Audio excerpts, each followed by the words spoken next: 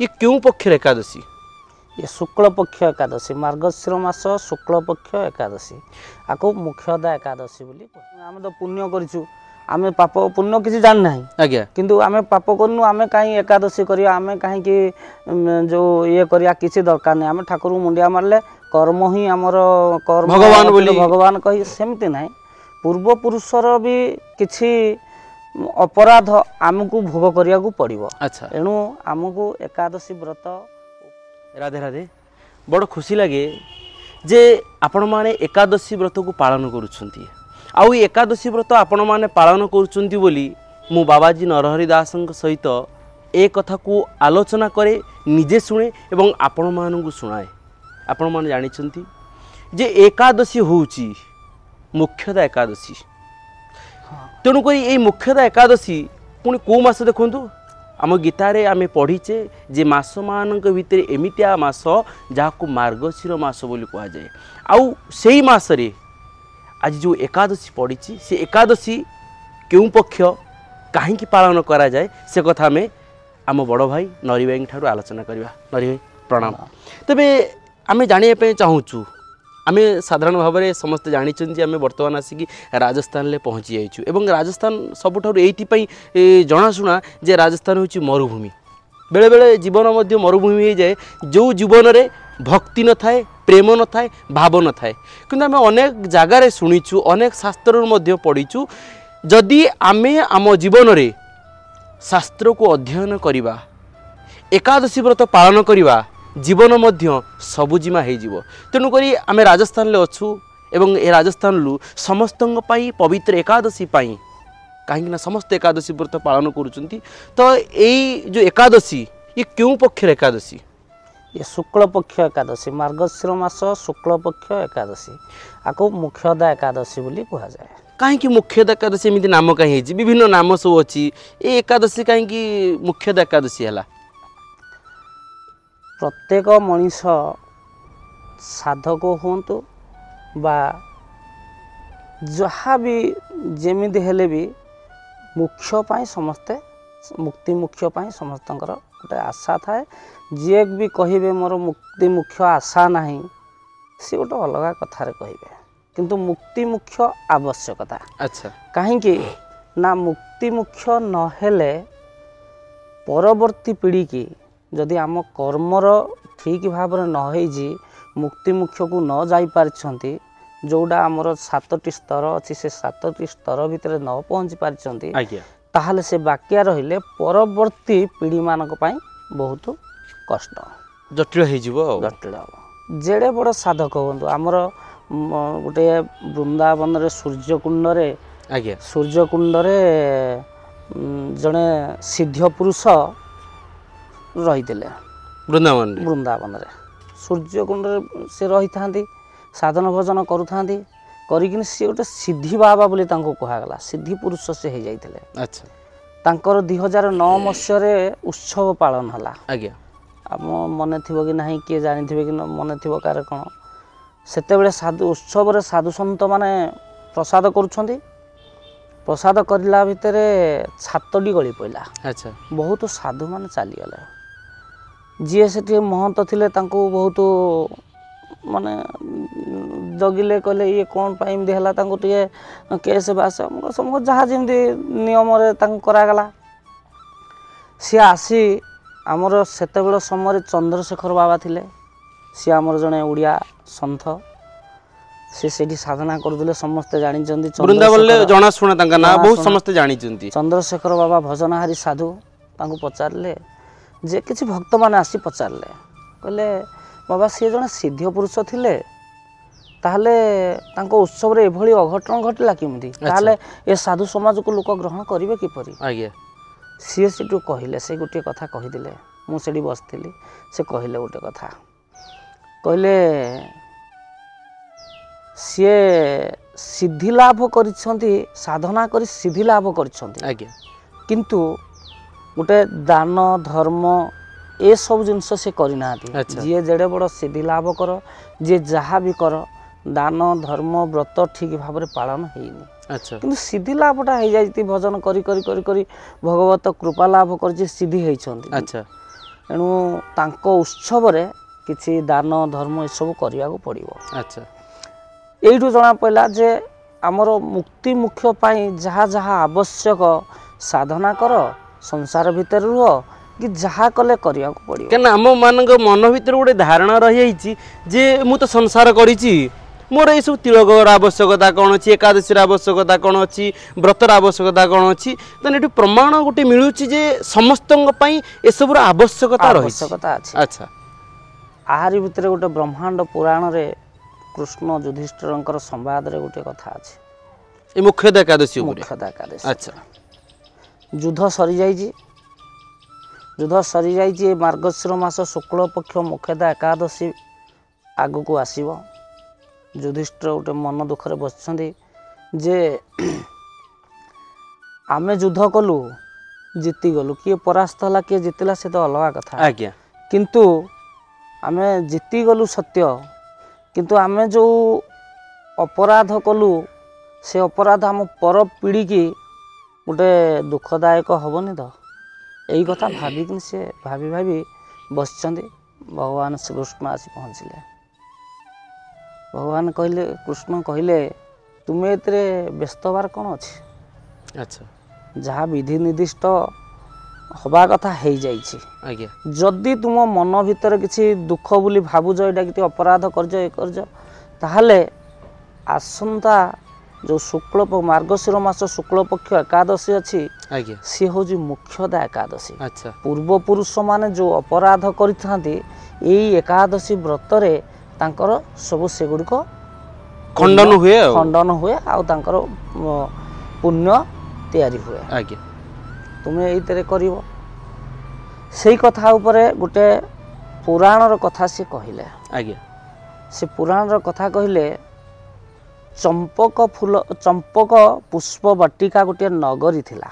आज्ञा से चंपक पुष्प वाटिका जो नगरी थिला से नगरी राजा थिले वैशाख्य बोली जने राजा थिले। आज्ञा से तांको राज्यर से भक्त माने प्रजावत्सल से आज्ञा बहुत प्रकार से भगवत चिंता करती भगवत चिंता आसेनी। आज्ञा प्रार्थना करती प्रार्थना तांको माने तांको भितरे किछि प्रेरणा आसेनी। आज्ञा एमती करू करू करू करू दिने तांको भितरे गोटे शून्यवाणी हैला भली हैला जे तम राज्य को ब्राह्मण माने भिक्षा करिया को आछुछंदी। आज्ञा तुम राज्य को साधु सन्त माने आसिक यज्ञ करुछंदी भिक्षा करुछंदी ब्राह्मण माने कोन यज्ञ करुछंदी। आज्ञा ना नाही तो ताहले तुमर एठी विपद आसीबनी कोन हबो। अच्छा एठी देवता माने केमि आसे जो राज्य को ब्राह्मण माने यज्ञ करूनाहांती मुनि ऋषि माने यज्ञ करूनाहांती क्या मुनि ऋषि माने आसी भिक्षा करूनाहांती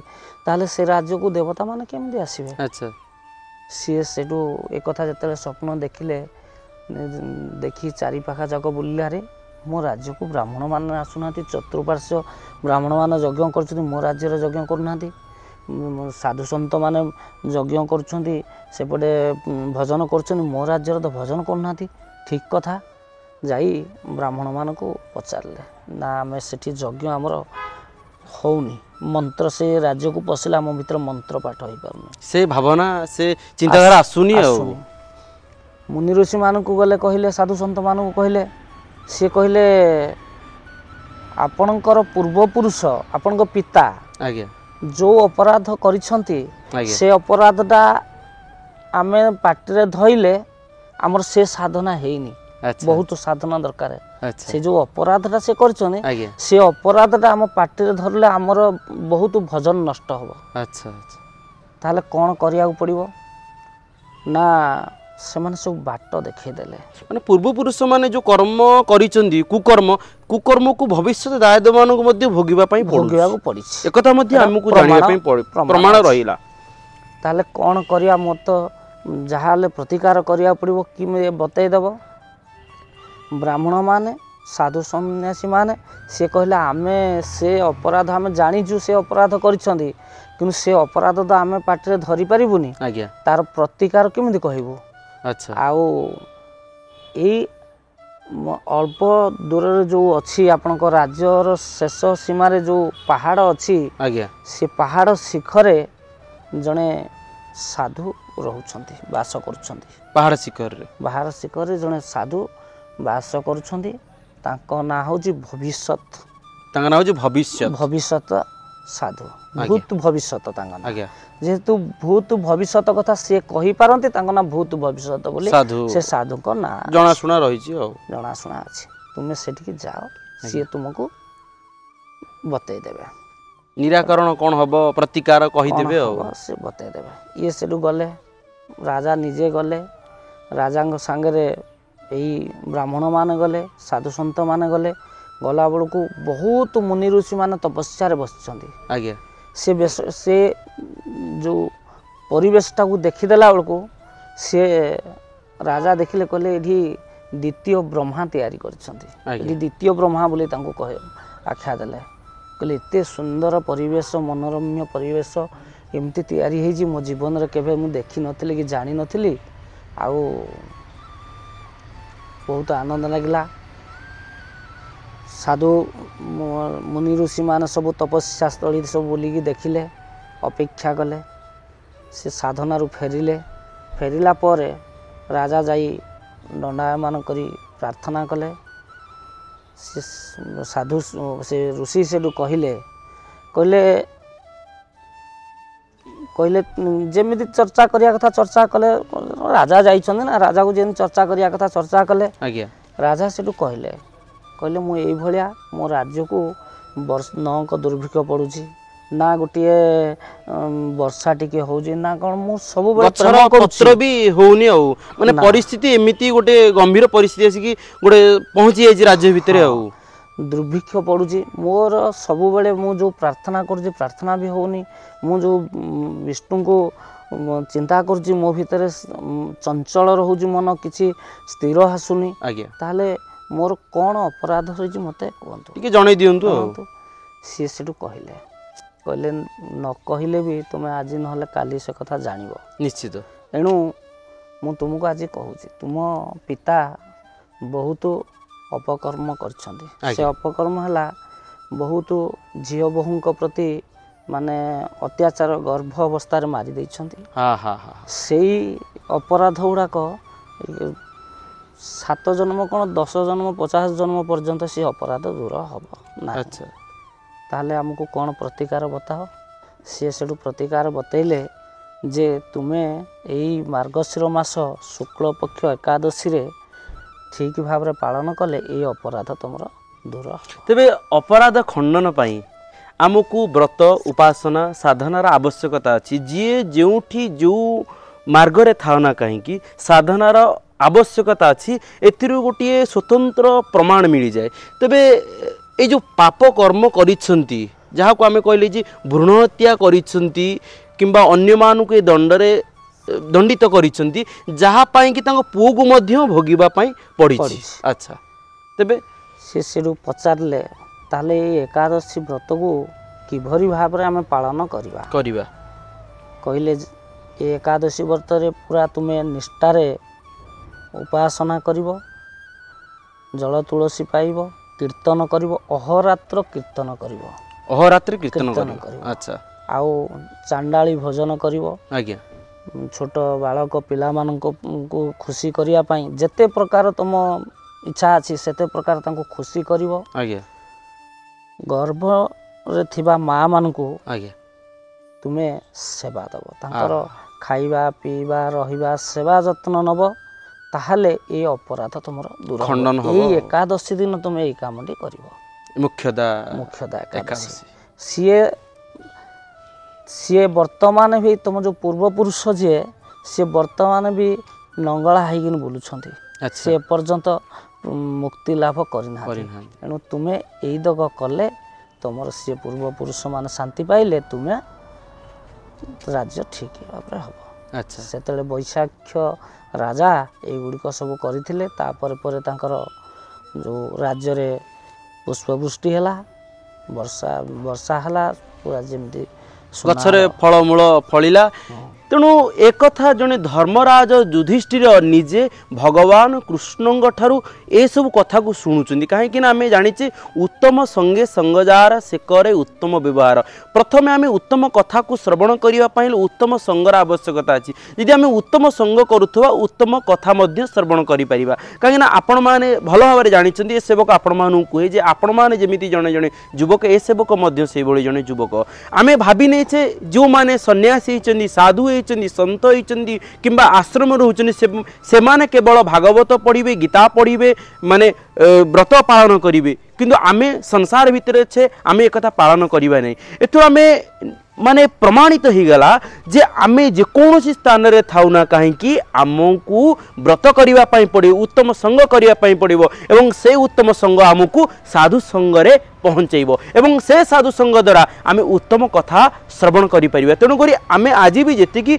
कथा श्रवण कले ए सेवक बाबाजी नरहरि दास जो कथा श्रवण करा आपण मान पाखे पहुँचेला कहीं मोर युवपीढ़ी मैंने प्रति बापा माँ मैंने एक कथा को जाना उचित जे भविष्य दायद मान को गढ़ापे वर्तमान ठारू सजाइवाई पड़ो तेणु गोटे कथा जे ये जो मुख्य एकादशी तो ये कथा को नहीं गोटे सारांश कथा कौन आम समाज को दबा आमर युवपीढ़ी मान को कौन कहवा युवपीढ़ी मान को कहुजे पूर्व आम ए जन्म आम जो कहीदे युवक मैंने कहीदे आम कि पाप करनु कि आम तो पुण्य करूँ आम पाप पुण्य किसी जानना आज्ञा किंतु आम पाप करनु आम कहीं एकादशी करिया आम कहीं जो ये करिया किसी दरकार नहीं आम ठाकुर मुंडिया मारले कर्म ही आमर कर्म भगवान बोली भगवान कही सेमती ना पूर्व पुरुषर भी किछि अपराध आमको भोग करिया को पड़िबो अच्छा एणु आमको एकादशी व्रत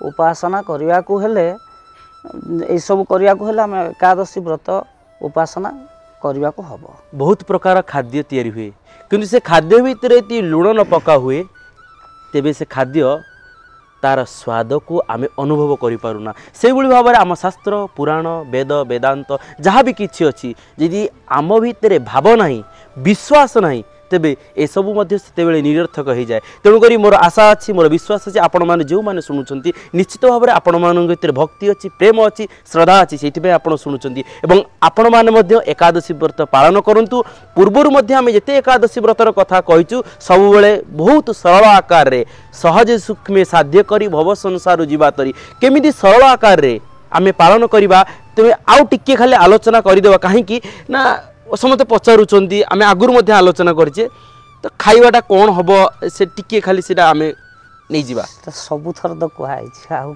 तथापि टिके आलोचना करदवा खाद्य खाद्यटा ऊपर बहुत गुरुत्व देले आज खाइनी आज एकादशी करनी एकादशी कर कौन खाइबी कौन खाद्य उपर को बेसी गुरुत्व देले एकादशी व्रत रे किसी लाभ ना आमर खाद्य बहुत प्रकार अच्छी आम परिवा सीझा खाई परिवा फल खाई परिया ये कौन खाद्य रे नहीं हाँ आम गोटे कहवा आमर अभ्यास खाद्य अच्छी भात भातटा खाई पारुने से तापाई कौन एमती बड़ कथा अच्छी आम फल खाई परिवा कि सीझा खाई परिवा किंबा सागु दाना खाई परिवा ए सब खाद्य रे कौन होची ना आमर गोटे सात्विक खाद्य खाद्य उपर को एते गुरुत्व दिया जाए अच्छा गुरुत्व देले तुम से खाद्य रे मनटा रही ताले साधन कौन करिवो जेतेबेले आमे गोटे कथा भाबी नौ जे मु घर बाहरुची मु माने नाली रंग को जदि भाबी देबी देखिबे आपण दिन सारा नाली गाड़ी देखिबे नाली वस्त्र देखिबे आपणक भितर सेही भावना रही गला तेणु करी खाद्य को आमे गुरुत्व देवानी किंतु सरल जो माने रोग होईची जो माने वास्तव रे जो माने उपलब्धि करछु ना मु केमिति सरल माध्यम पालन करिवि तेणु करी ये साधारण खाद्य जो को आपण देखिले बिना प्याज रसुण रो खाद्य बिना तेलर बिना आमिष ए सब को माने देखिकी आपण माने साधारण खाद्य जो कथा सीझा केमिति सागु ए सब साधारण जिनिस को चेष्टा करिवे खाइया पाई किंतु आपण माने एकादशी व्रत पालन करंतु जेते बेले आपण भितर पूर्ण संपूर्ण भाव में आपण भितर श्रद्धा आसीज से आपण यह सहज लगिज एवं आउ कष्ट लगे ना तेणुक आम यही मुख्यतः एकादशी को भल भाव पालन करवा अन्य मानू पालन करने प्रवर्ताइबा एवं से आनंद रे आमे आनंदित हवा राधे राधे हरि प्रणव।